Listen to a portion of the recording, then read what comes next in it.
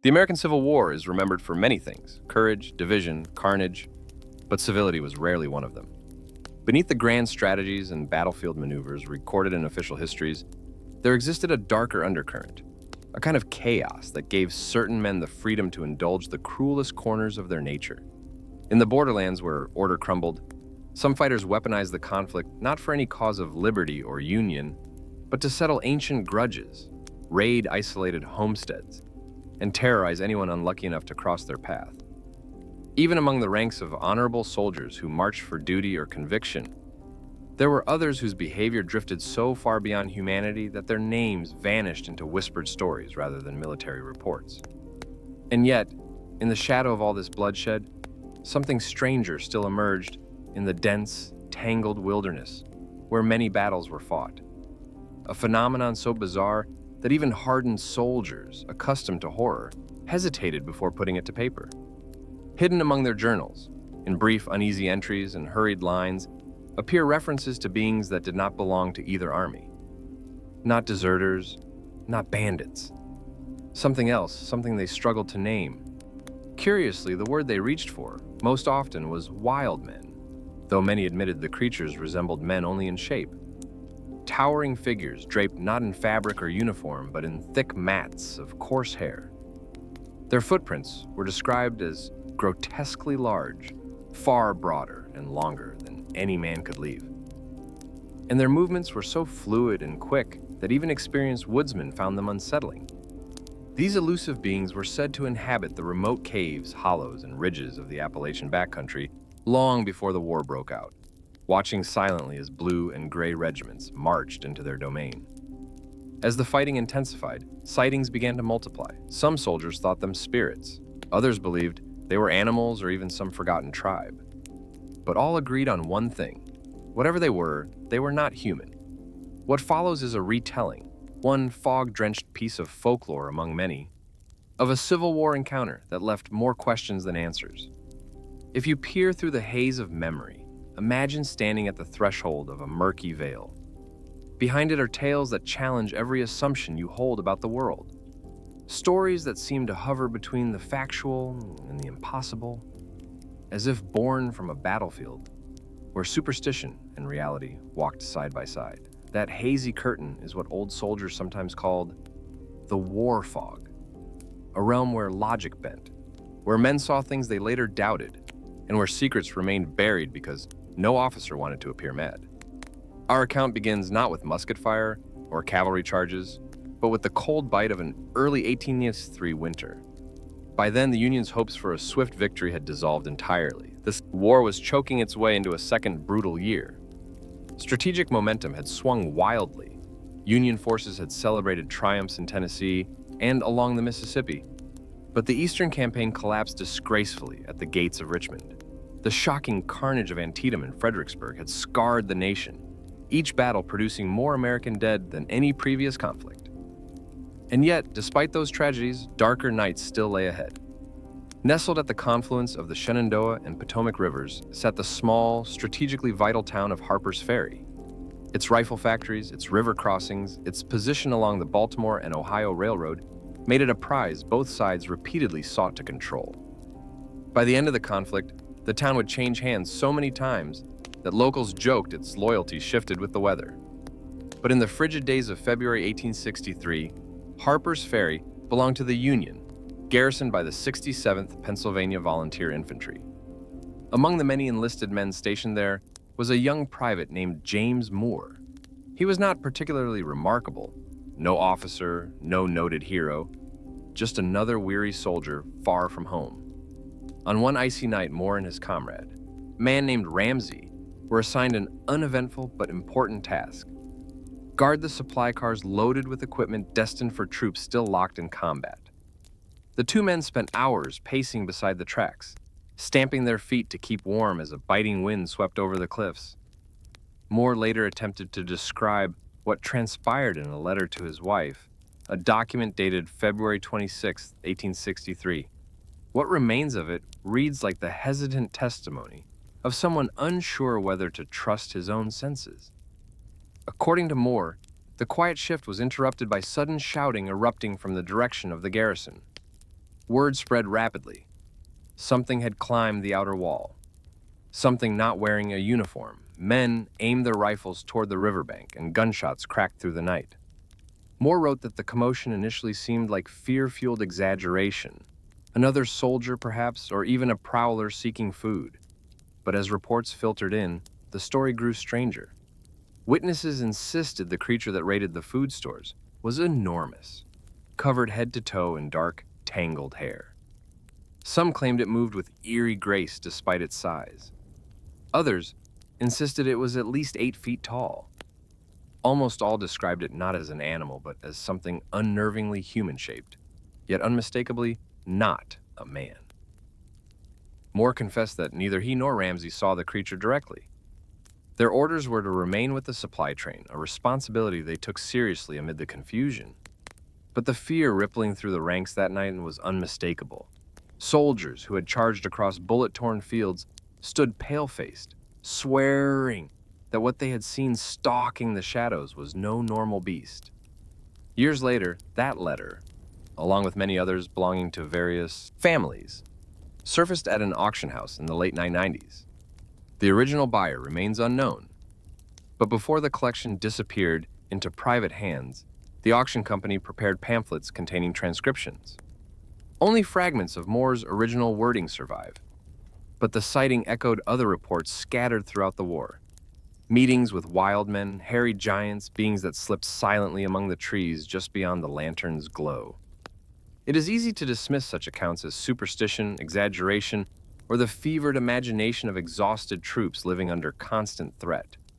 Yet when stories of the same nature appear across different states, different regiments, and different years, told by soldiers who had no opportunity to trade tall tales with one another, they acquire a peculiar weight. Something had been seen. Something had moved among them. Something that belonged to neither North nor South. And so, like many tales born of conflict, the truth remains smothered beneath layers of uncertainty. But what is undeniable is that in the midst of mankind's most brutal quarrel, reminders sometimes crept from the dark woods to hint that the world held older, deeper mysteries. Creatures who cared nothing for politics or battle lines, beings that watched silently as men slaughtered one another over their ideals. The soldiers who glimpsed these figures were left to wonder whether these entities were simply wild relics of uncharted mountain wilderness, or something far more ancient. Spirits, guardians, monsters, or perhaps forgotten people whose existence civilization refused to acknowledge. As the war ground on, these sightings would fade back into folklore, spoken only in hushed tones by veterans who survived long enough to return home. Yet each story carries the same eerie echo. Long before armies marched through the Appalachians, something else lived there, observing, waiting, haunting the tree line. Perhaps they still do. Long before anyone bothered to digitize old records or preserve fragile relics in climate-controlled vaults, stories often survived only because one curious person felt compelled to hold on to them. That is precisely what happened when an auction evaluator, fascinated by the bizarre narrative he had stumbled across, decided to keep one of the thin promotional pamphlets summarizing a soldier's unsettling account. Years later, he contacted a writer who ran an obscure website dedicated to strange historical encounters, hoping the fragmentary text might finally reach an audience that would appreciate its rarity. Tragically, whatever remained of the original material didn't survive past 2005. A fire broke out in the appraiser's home, swallowing everything, including that fragile pamphlet, with it. All that endures today are the transcriptions copied by the auction house and retold through the memories of those who glimpsed the document before it vanished. As I dug deeper into the circumstances surrounding Private James Moore's eerie experience, something immediately caught my attention.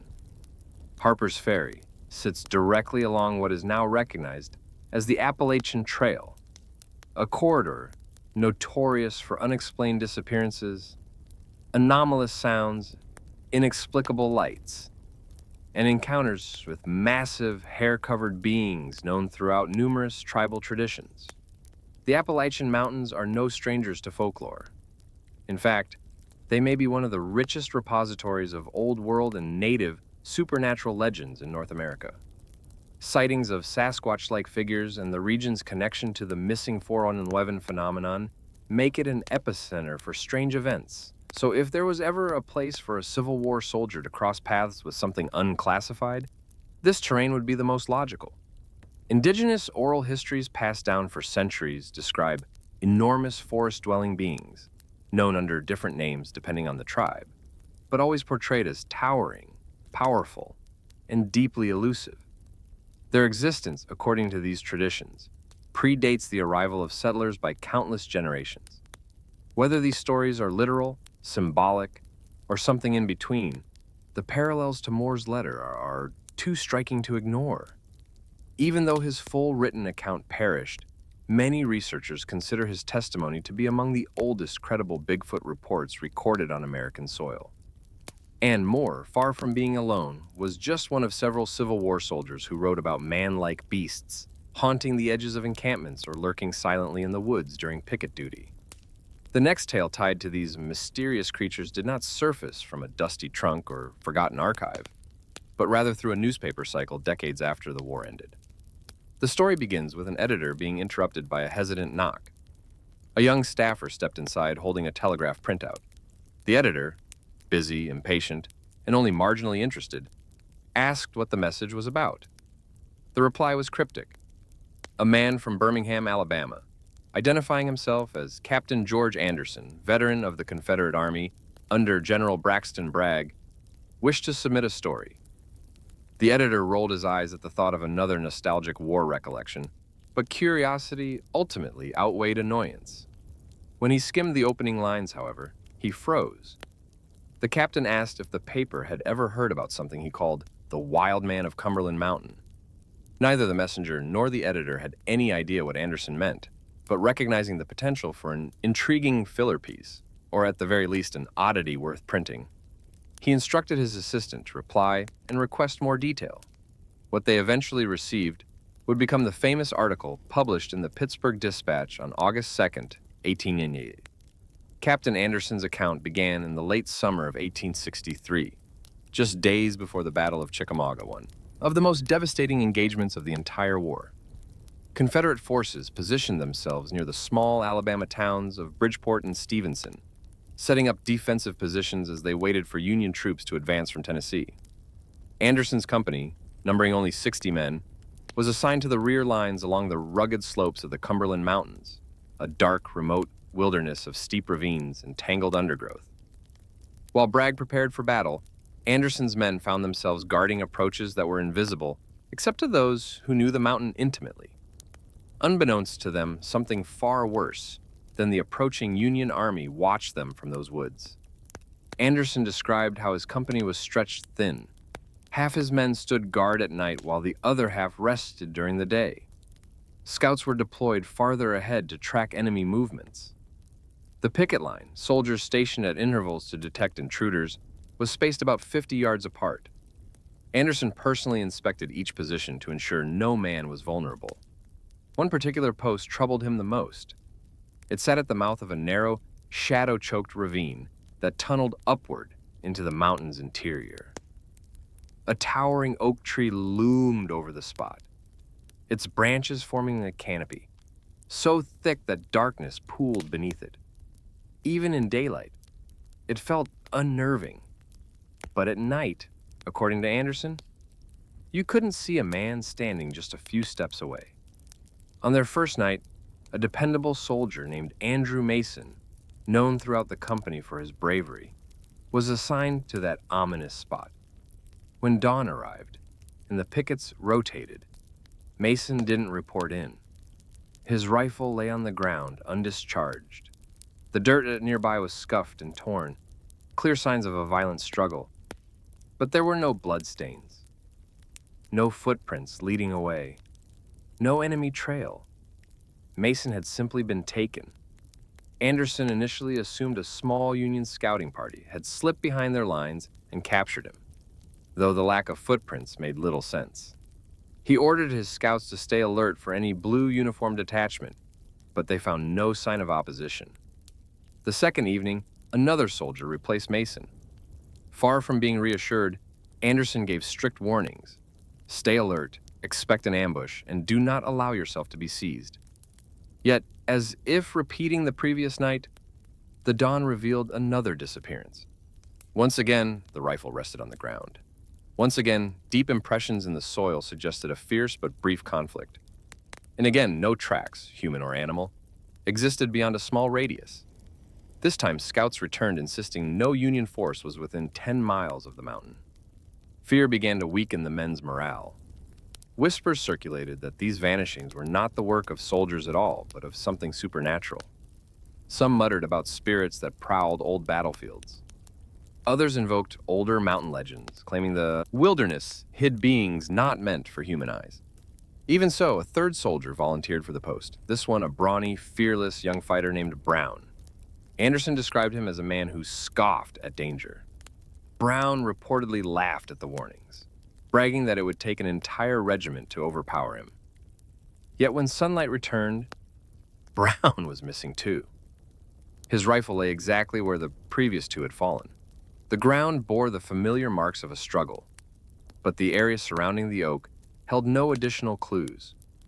By the time the fourth disappearance occurred, this time a loyal sergeant whom Anderson deeply trusted, the captain's doubts evaporated. Desertion, the explanation he clung to early on, no longer made sense.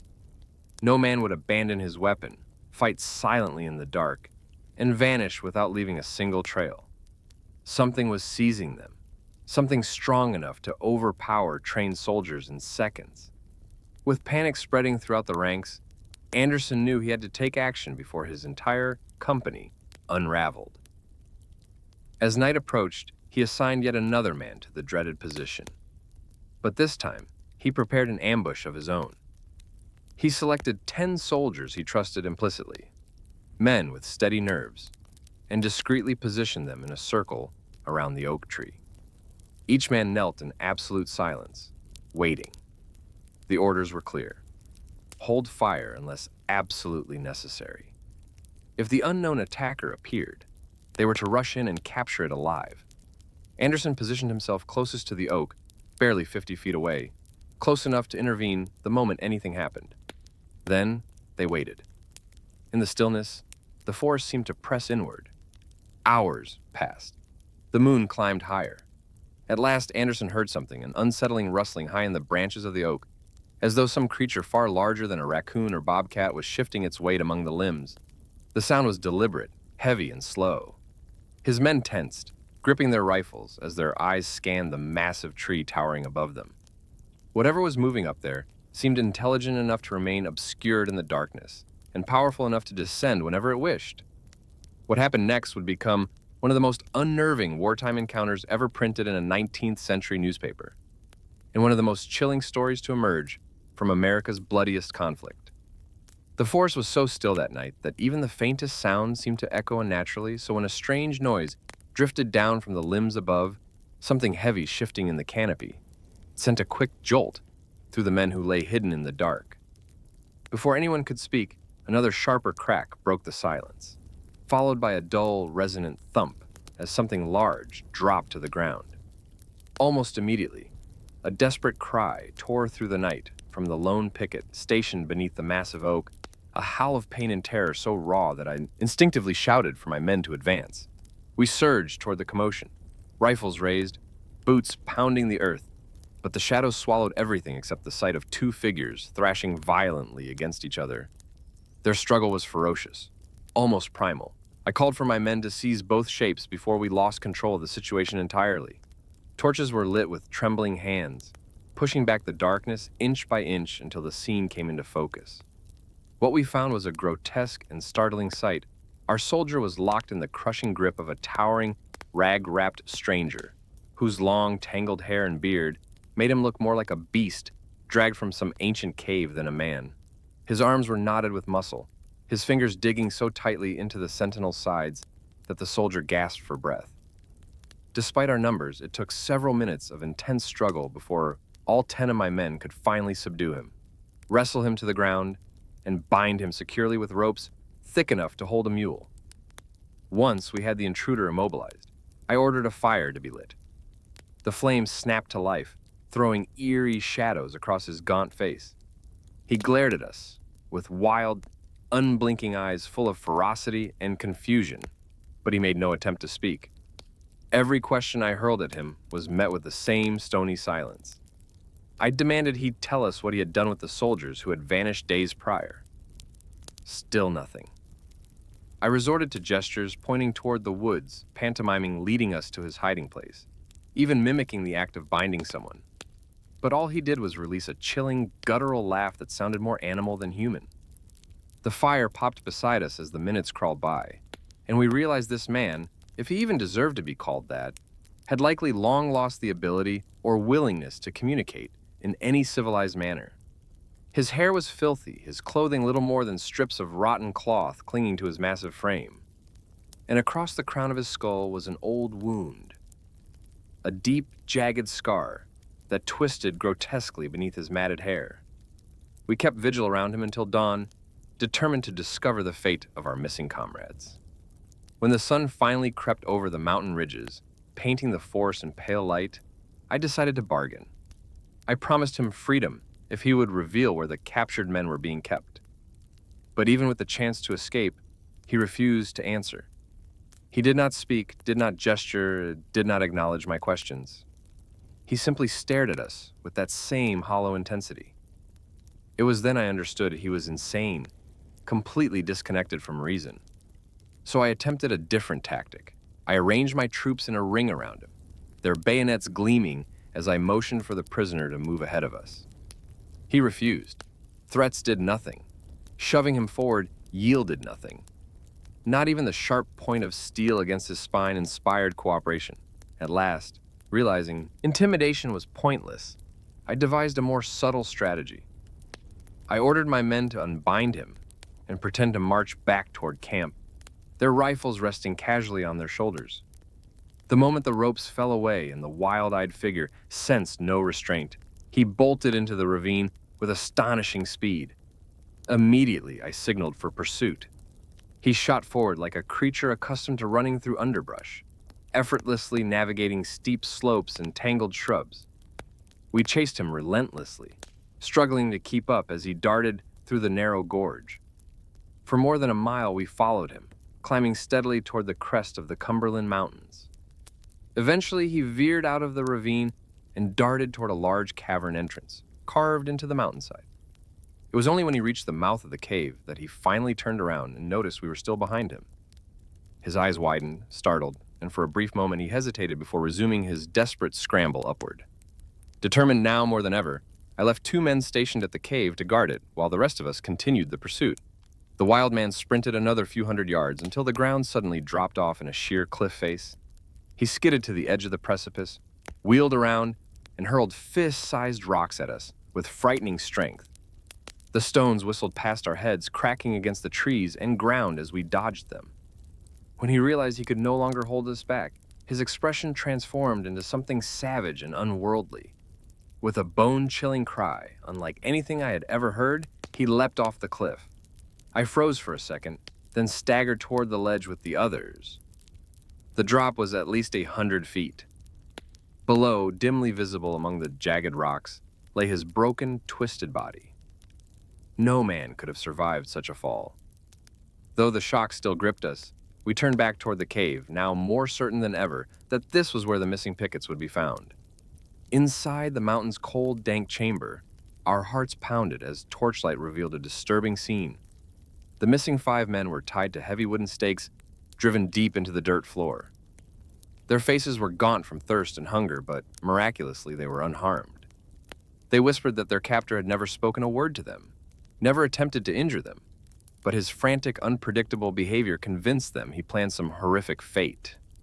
They had been bound in that cave without food or water since the moment they disappeared.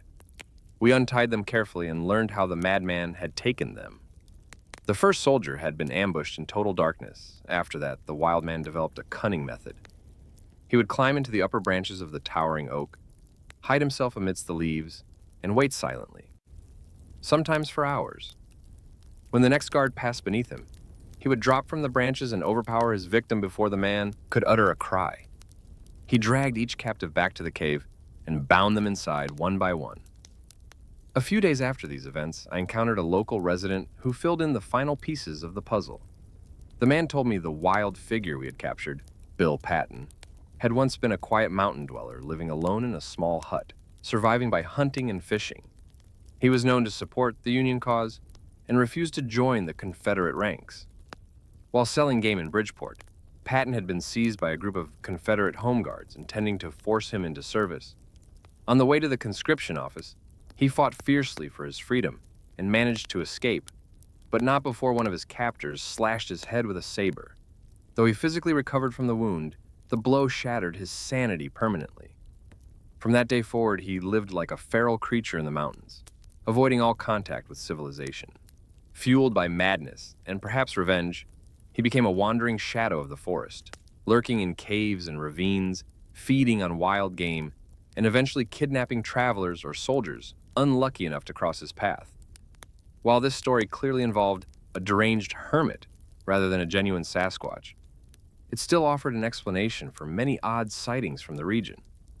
The Appalachians were home to countless isolated wanderers, men who rejected society, retreated into the wilderness, and sometimes lost their grip on humanity altogether.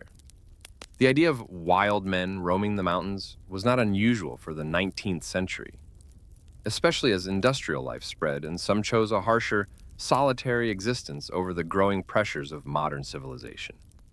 Long after the guns of the Civil War had fallen silent, Americans were still stumbling across reminders that not everyone who vanished into the hills was a ghost or entirely sane. One documented case from the early 1870s tells of a so-called wild man who was finally run down and captured by an armed group of townsfolk from Morgantown, West Virginia. When they surrounded him and dragged him out of the brush, what they saw wasn't quite the monster they had imagined, and yet not entirely human in his presentation either. Witnesses said he looked like some unsettling blend of man and animal, his body wrapped in filthy, shredded garments, his hair and beard long, tangled, and bushy enough to partially obscure his face, lending him the silhouette of a gorilla more than that of an ordinary person. Local rumors eventually identified him as Thomas Foley, an Irishman who had originally immigrated to the United States and lived in Connecticut for a number of years before, for reasons no one truly understood, vanishing into the remote country of West Virginia and choosing the forest over the town. To modern ears, the idea of an Irish immigrant being treated as less than human might sound exaggerated, but in the mid-19th century, prejudice against the Irish and other newly arrived Europeans was vicious, relentless, and sometimes deadly. At that time, people of Irish descent were frequently the butt of cruel jokes, caricatured in newspapers as brutish, lazy, and constantly drunk, likened to apes or subhuman creatures in political cartoons.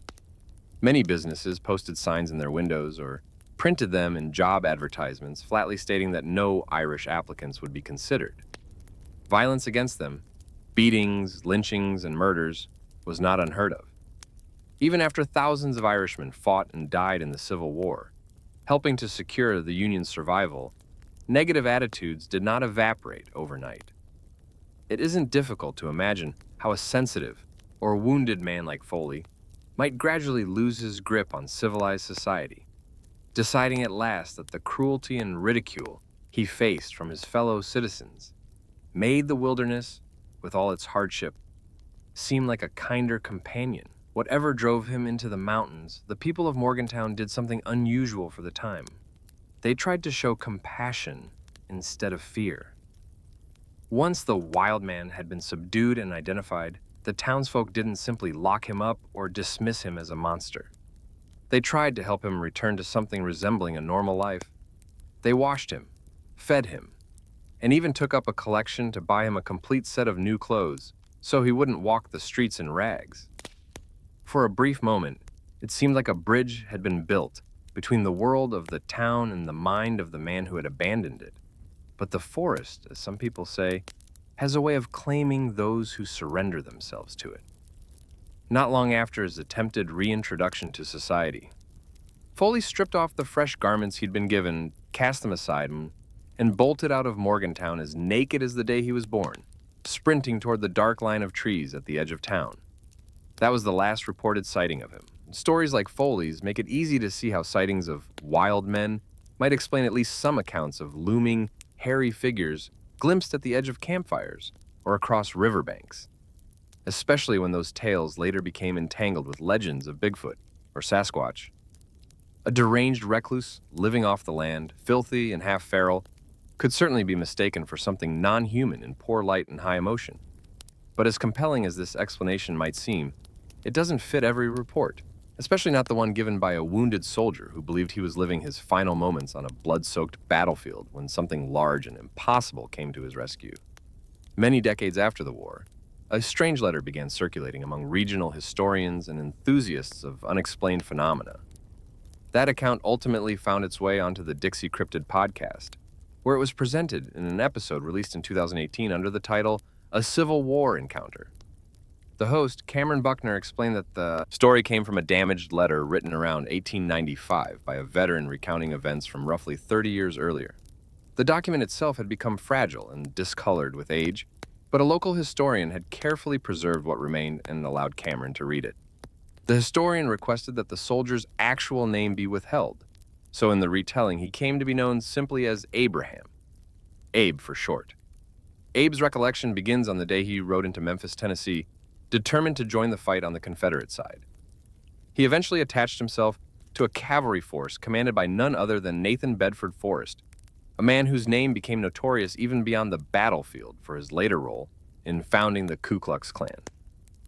Under Forrest's leadership, Abe found himself participating in several engagements, one of which was the brutal clash at Bryce's Crossroads on June 10, 1864.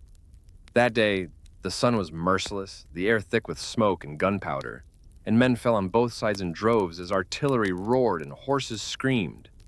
At one point, Abe sought temporary cover behind the trunk of a large tree, trying to catch his breath and reload.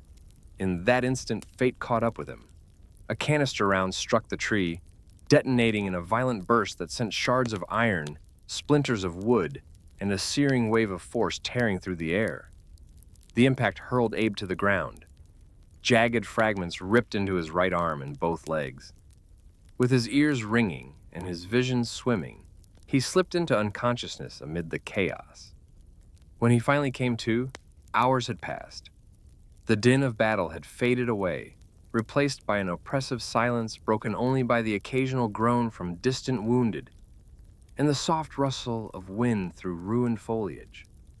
Darkness had fallen, and the battlefield that had been a churning mass of movement and noise was now a nightmarish graveyard of shattered trees, twisted metal, and lifeless bodies sprawled in unnatural positions. Abe soon realized how dire his own situation was. His injuries had left him unable to stand. He could barely drag himself a few inches through the dirt. Blood had soaked through his torn clothing, and a bone-deep exhaustion threatened to pull him back under. He called out in a hoarse voice, pleading for help, for water, for any sign that someone from his unit might still be alive. No one answered. The silence weighed heavily on him as he lay there, staring up at the dark sky, convinced he was going to die slowly and alone. Just as he began to drift back toward oblivion, he heard something that cut through the haze. Footsteps. Not the light, hurried steps of a medic or the careful tread of another injured man, but heavy impacts, deliberate and strong, as if someone large were walking with full weight along the ground. He turned his head with effort, squinting through the gloom.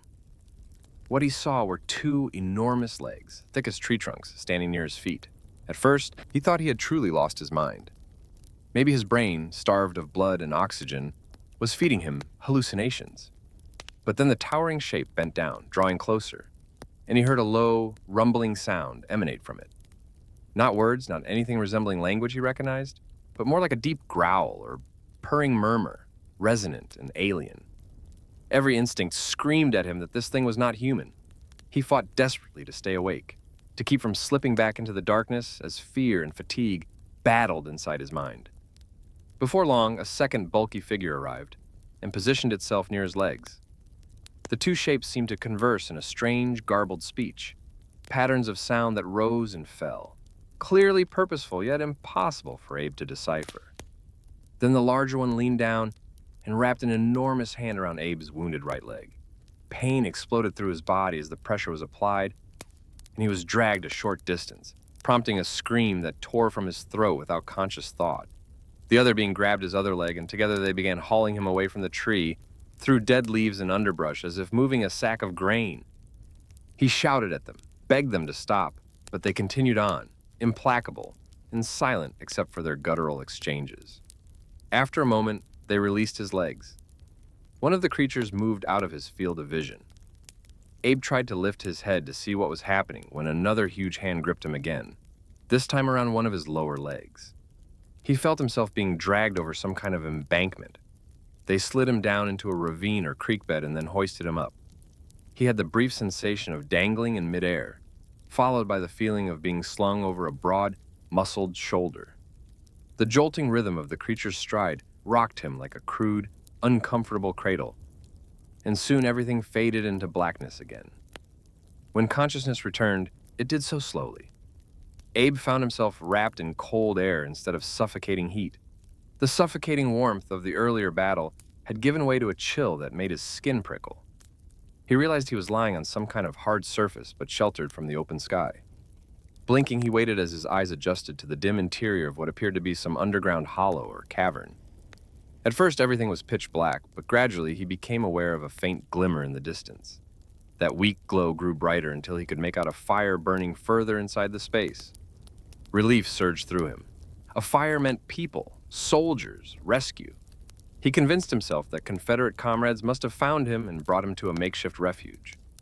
His trousers, previously soaked in blood and creek water, now felt dry, and his wounds no longer bled freely. He could flex his fingers, move his arms a bit, though his legs remained stiff and heavy.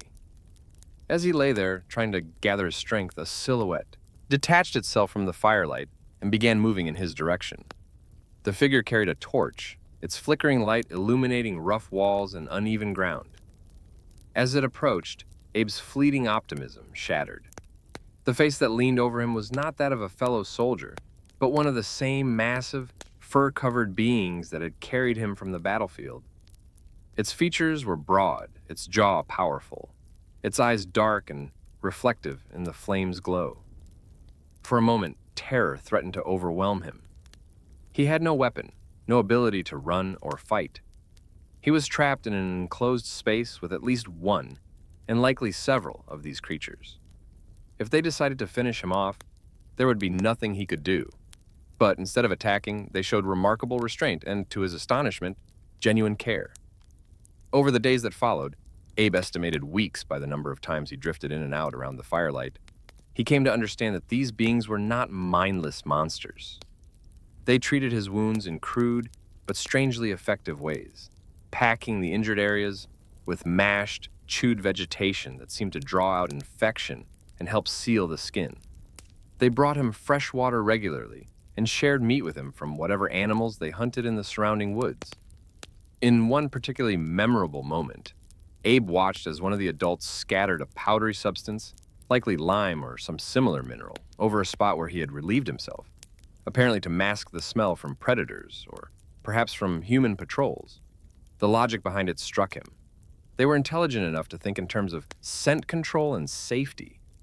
Occasionally, he saw smaller, younger versions of the creatures flitting about in the glow of the fire, chasing one another, dancing around, or roughhousing in ways that reminded him of human children. However, the larger adults were cautious and never let the youngsters approach too close to him. Their protective behavior was obvious. Even though the young ones stared at Abe with overt curiosity, the adults used gestures and vocalizations to keep a respectful distance. Only once did one of the juveniles manage to slip away from the watchful gaze of the elders. That young creature, unable to resist, padded over to where Abe lay. Its face, as he remembered, bore something unmistakable.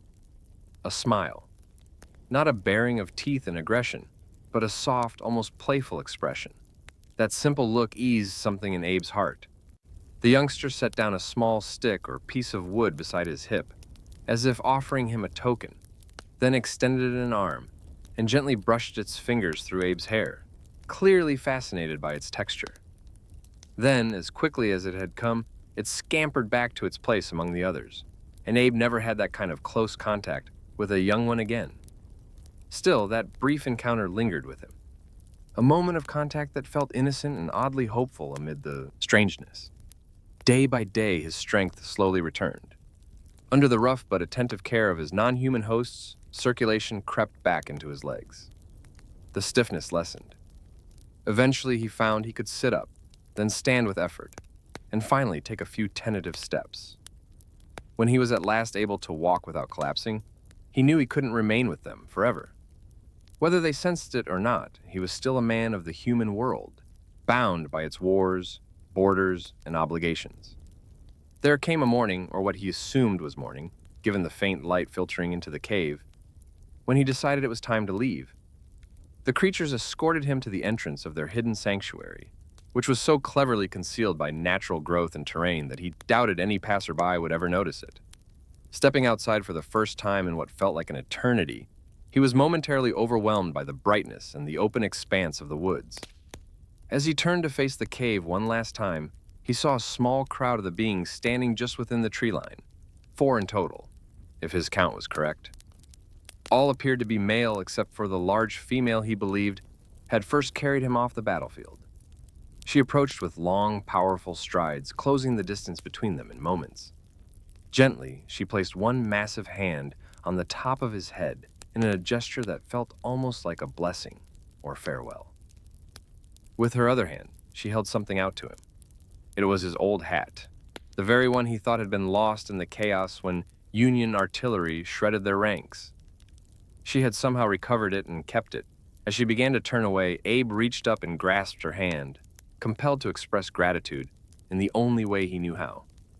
He looked up into her dark, unreadable eyes and said, "Thank you." There was no verbal response, no attempt at mimicry, but deep down he felt she understood. The others shifted aside, creating a natural corridor between the trees. One of them lifted an arm and pointed in a specific direction, indicating the path he should follow if he wanted to find his way back toward human territory. He walked as indicated, and after a few paces, he glanced over his shoulder. They had vanished from sight, as if the forest had swallowed them whole, save for the faint motion of a head sinking below the bank's edge. Moments later, a long, echoing howl rose behind him, rolling across the creek and through the trees. He turned briefly, but saw nothing except leaves shivering in the distance. Then, as he pressed on, he heard additional movement. The whole group, he imagined, melting back into the wilderness. Years slipped by. Abe grew older, his memories scarred with scenes of war and loss, but the time he spent among those beings never faded. At some point late in his life, he felt compelled to return. He rode back to the site of the old battlefield, now partially reclaimed by nature. Rusted fragments of rifles, cannon parts, and buckles still lay scattered beneath layers of leaves and mud, slowly being devoured by time. Seeing them reawakened emotions he had tried to bury: dread, grief, and the heavy weight of survivor's guilt. Yet he pushed farther into the woods, retracing as best he could the path his rescuers had taken so many years earlier.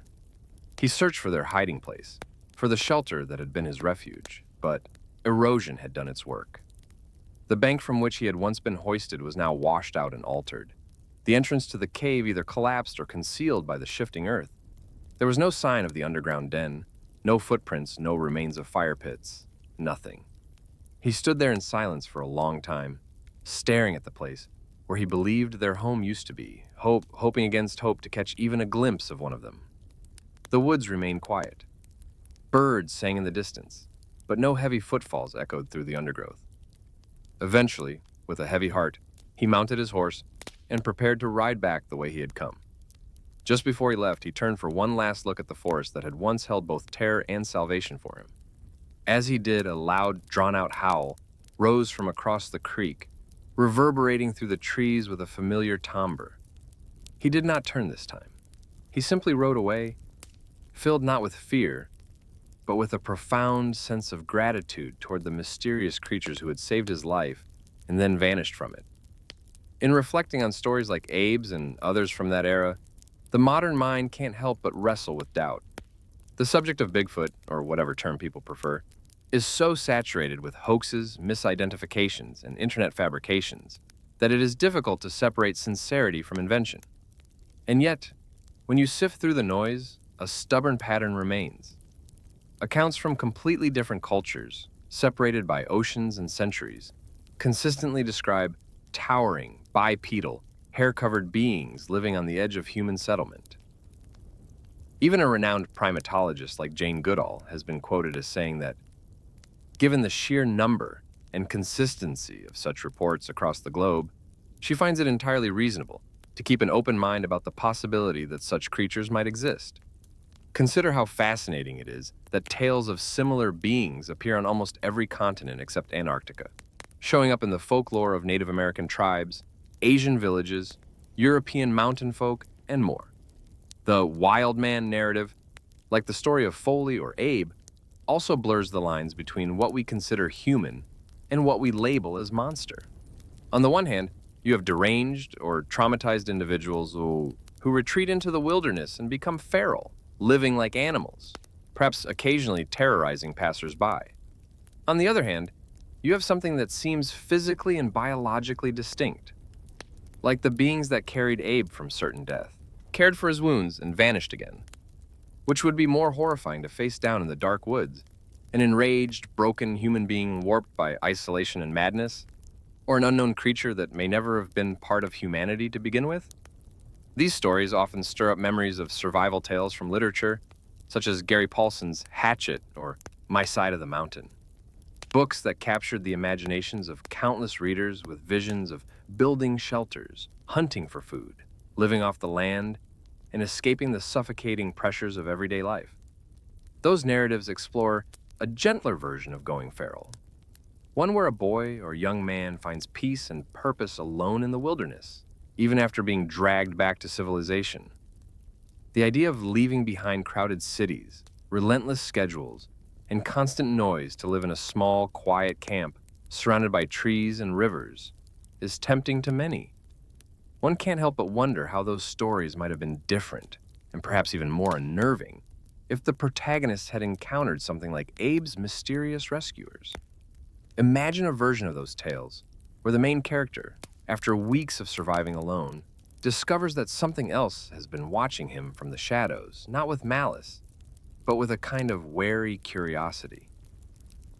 In the end, what lingers after listening to or reading these accounts isn't just the question of whether Bigfoot is real in the scientific sense. It's the feeling that the world might still harbor pockets of the unknown, fragments of mystery beyond paved roads and streetlights. The wilderness, for all its beauty, is still vast and unforgiving, and humanity's understanding of it, despite satellites and global maps, may not be as complete as we like to think. Whether the beings in these stories are undiscovered primates, misidentified hermits, or something far stranger, they remind us that there are still stories worth telling about the thin boundary between civilization and the wild. And for those who create, listen to, or share such tales, every like, comment, subscription, and word of encouragement becomes part of keeping that sense of wonder alive, ensuring that the next time someone steps into a dark forest at night, they might just pause and ask themselves, if I called out for help here, who or what might answer?